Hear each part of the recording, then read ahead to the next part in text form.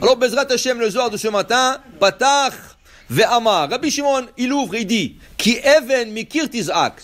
Il y a une pierre la pierre, elle crie du mur, ve'kafis. Et le poteau du bois, me'etz, ya'anena. Et le poteau du bois lui répond. Ça veut dire qu'il dit que le brique dans le mur et le planche de bois dans le mur se parlent. Le even tizak, elle crie, et la planche lui répond. De quoi on parle ici? Il dit ici, Rabbi Shimon Bar Yochai, combien il faut faire attention de ne pas fauter devant Kosh Baruch Hu. Et si la personne dit, il dit, moi je suis à la maison, je suis les fenêtres sont fermées, les rideaux sont fermés, personne ne peut me voir. Alors il dit, il va pécher, il va faire un péché, qui c'est qui veut le voir? Alors il dit ici, viens voir, le verset qu'on a emmené de Havakouk. Ce verset de Havakouk qu'on a emmené, il parle justement, pourquoi la pierre elle crie? Parce que quand elle te voit faire un péché, elle crie. Il dit non, arrête, tu l'entends pas. La planche, il dit oui, tu as raison, tu n'entends pas. Mais ces deux-là, ils vont être témoins après 120 ans pour dire voilà, qu'est-ce qu'il a fait. Dire il n'y avait pas de témoin, oui. Le pierre de la maison et le planche de la maison, de bois de la maison, ils seront témoins. Il dit ici, le Zohar comme ça. Il dit, viens voir. Je vais te le prouver. Regarde. Il dit dans la paracha, Hachem, il envoie Moshe et Aaron. Qu'est-ce qu'il doit faire à Aaron? Il doit jeter son bâton devant le pharaon et le bâton devient un serpent. Il a fait.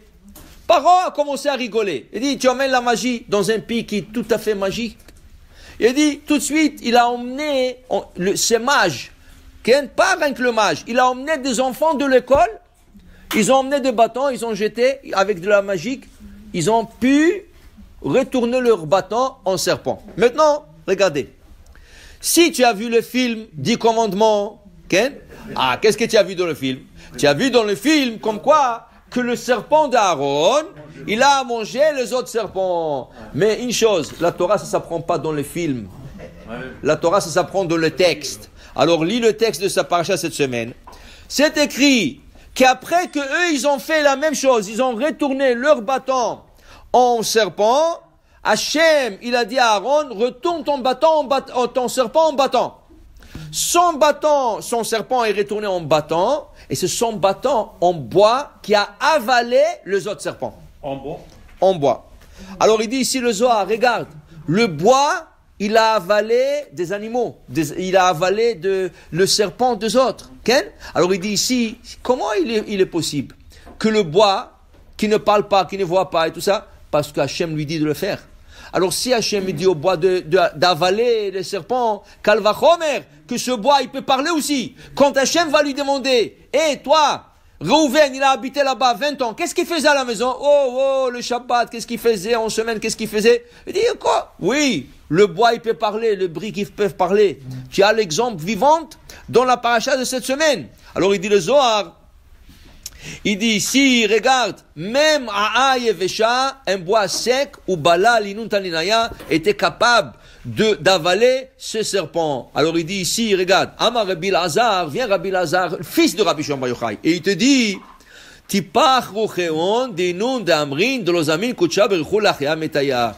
Il dit ici que ceux qui disent que Has Veshalom, Akash B'chou n'est pas capable de revivre le mort, Tipach rucheon, que leur âme ne réside pas dans leur corps. Pourquoi? Il dit, regarde, si tu regardes le bâton d'Aaron, qu'Akash Baruch Hu lui a donné de la vie, il lui a donné de la vie, c'est sûr qu'Akash Baruch Hu pourra donner de la vie aussi à des os et à de la poussière.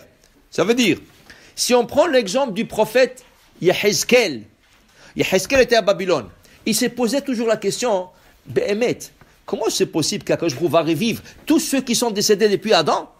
Ça veut dire qu'on est là 5780 ans, 6000 ans, et tu me dis que 6000 ans, des personnes qui vont se réveiller, des millions, comment c'est possible? Il s'est posé la question. Hachem lui a dit, je vais te donner un exemple. Il lui a envoyé dans une place qui avait une vallée. Il lui a dit, tu sais, dans cette vallée, il y a 30 000 juifs qui sont enterrés dans une fosse commune. Okay?